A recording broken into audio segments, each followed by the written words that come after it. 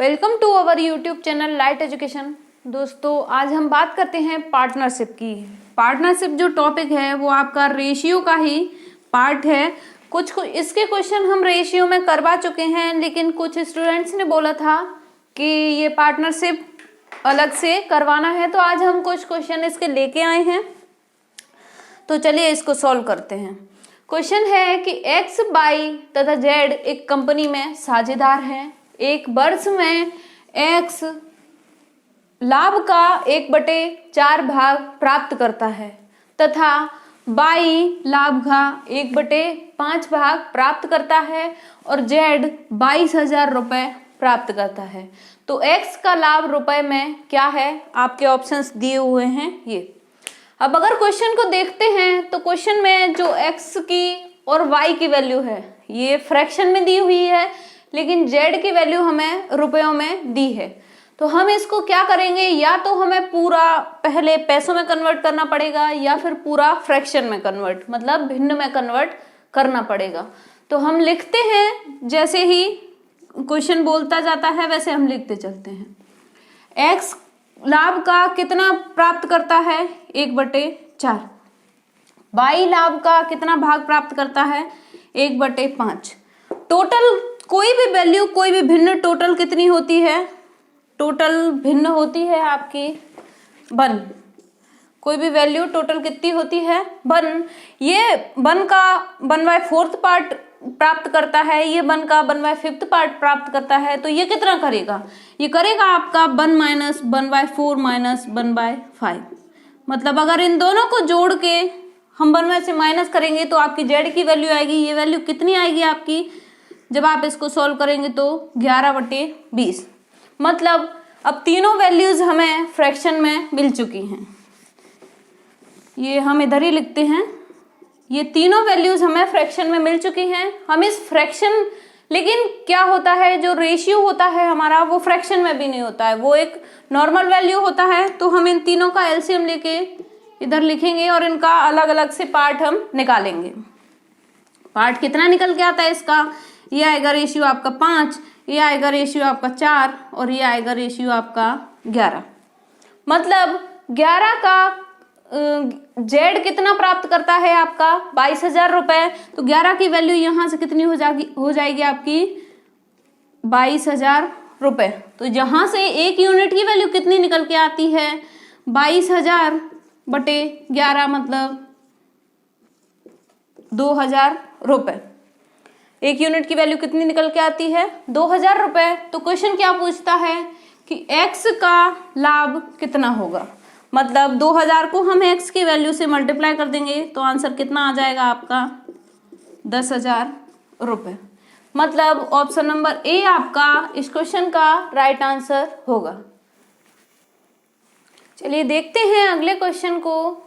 Question करने से पहले एक बात और बता देते हैं कि जिस राशि में जो पार्टनर्स होते हैं वो इन्वेस्ट करते हैं, तो जो लाभ होता है वो लाभ भी उसी रेशियो में, आपका उसी अनुपात में डिस्ट्रीब्यूट होता है पार्टनर्स के बीच में। मतलब ऐसे आपका ए बी सी के बीच में अगर 2 3 4 के रेशियो में आपका अगर वो राशि लगाते हैं तो आपका जो लाभ होगा वो भी आपका 2 3 4 के अनुपात में ही बटेगा। चलिए देखते हैं अब अगले क्वेश्चन को। क्वेश्चन दिया है कि x रुपए की धनराशि 1/3 अनुपात 1/5 अनुपात 1/6 अनुपात 1/9 के अनुपात में ए बी सी और डी में वितरित की जाती है।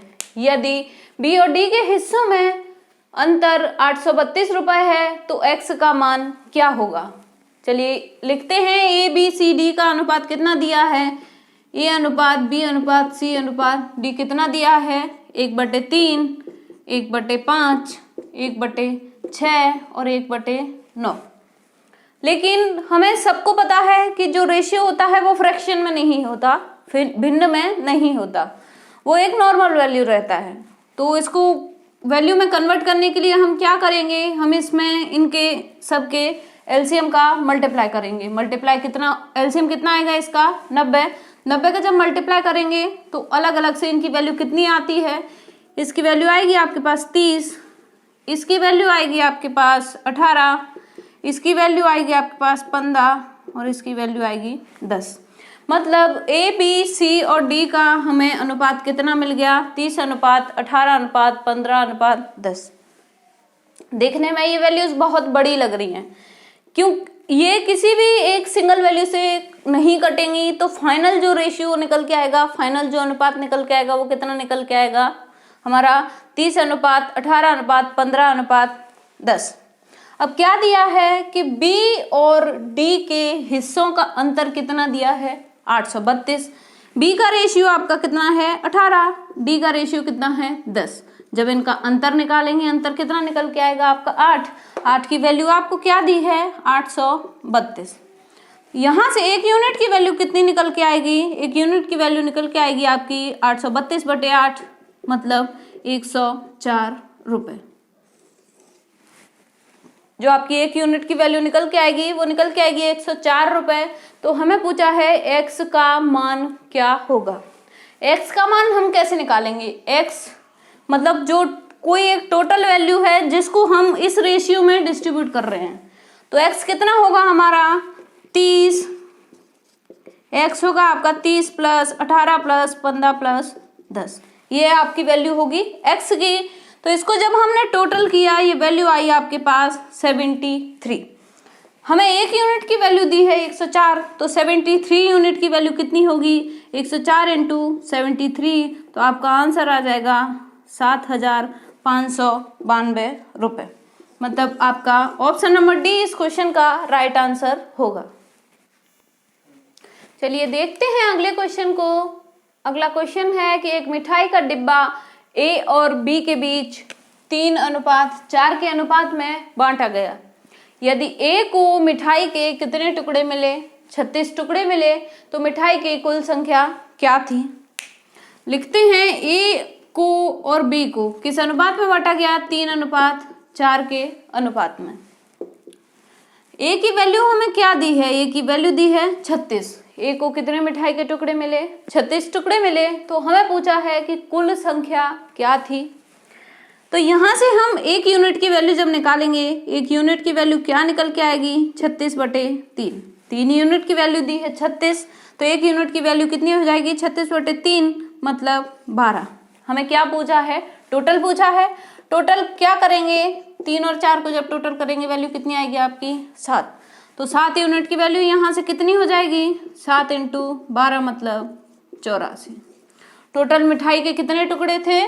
84 टुकड़े थे, जिसको 36 टुकड़े ए को मिले। अगर क्वेश्चन में पूछा होता कि बी को कितने मिले, तो हमें मल्टीप्लिकेशन फैक्टर क्या मिला था? 12। हम इस 12 का इसमें मल्टीप्लाई करके यहाँ कितना आंसर आ जाएगा? 48। जब आप इनको ऐड करेंगे तब भी आपका आंसर कितना निकल के आएगा? 84।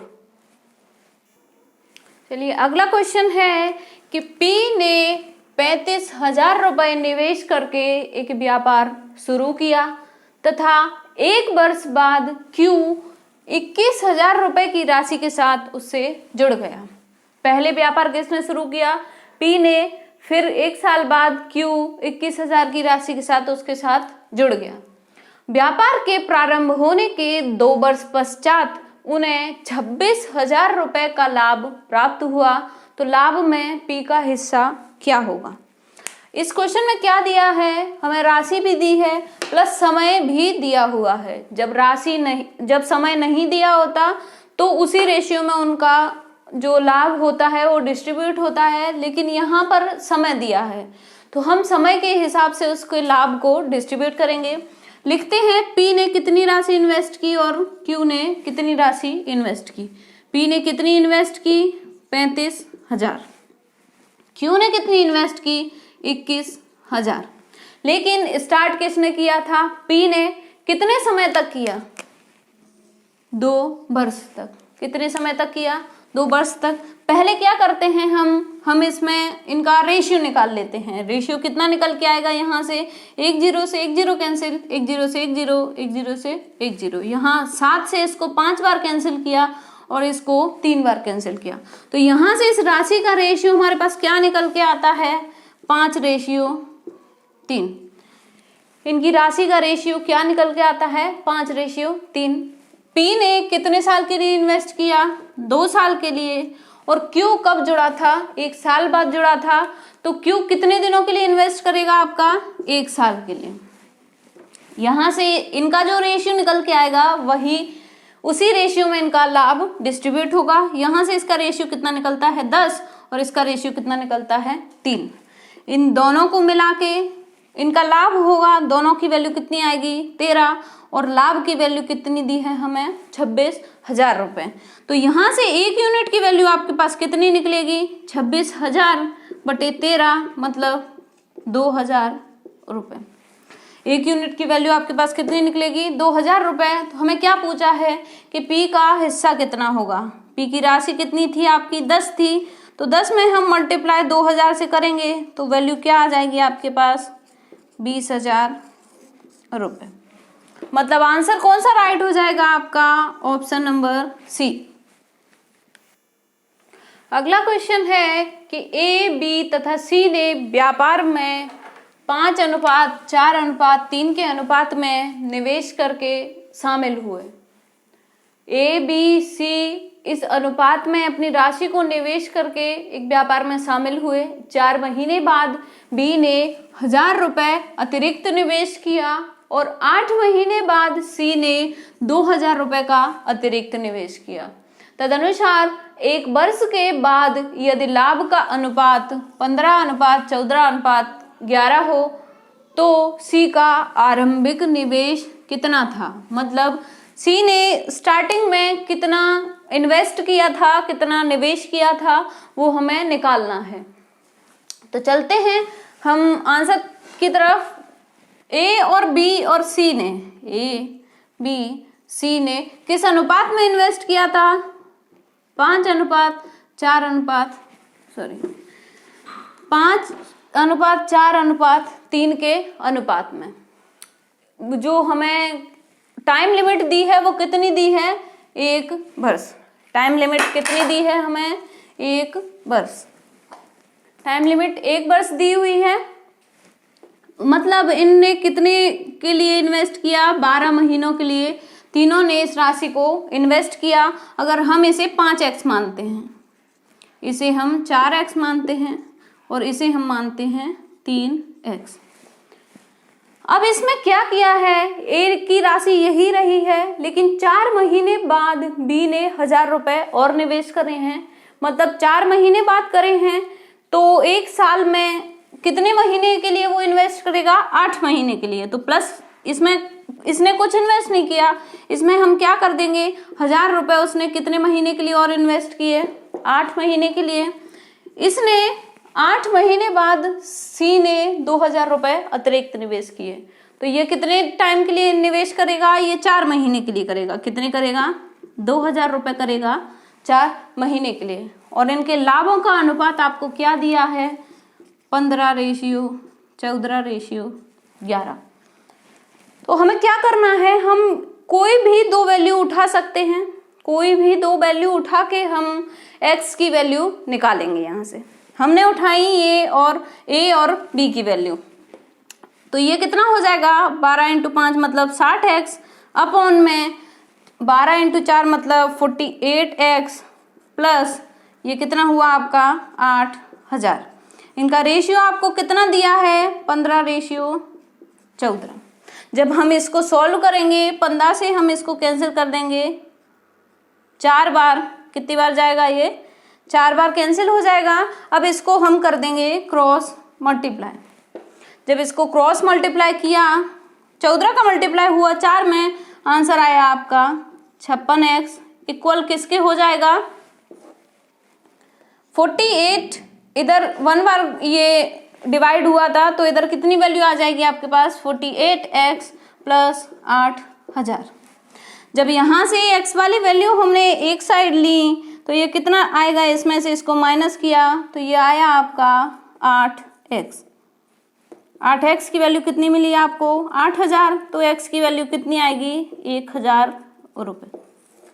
x की वैल्यू आपको कितनी मिली, 1,000 रुपये। अब हमें क्वेश्चन में पूछा है कि सी का आरंभिक निवेश कितना था। सी ने आरंभ में कितना निवेश किया था, 3x निवेश किया था। तो हम 3 इंटू एक्स की वैल्यू हमने क्या निकाली है, 1000 निकाली है, तो 3x की वैल्यू आपके पास क्या आएगी, 3000 रुपये। मतलब आपका जो ऑप्शन नंबर ए है वो इस क्वेश्चन का राइट आंसर होगा। चलिए देखते हैं अगले क्वेश्चन को। क्वेश्चन है कि दो व्यापारियों ए तथा बी ने 5:8 के अनुपात में एक कारोबार में निवेश किया।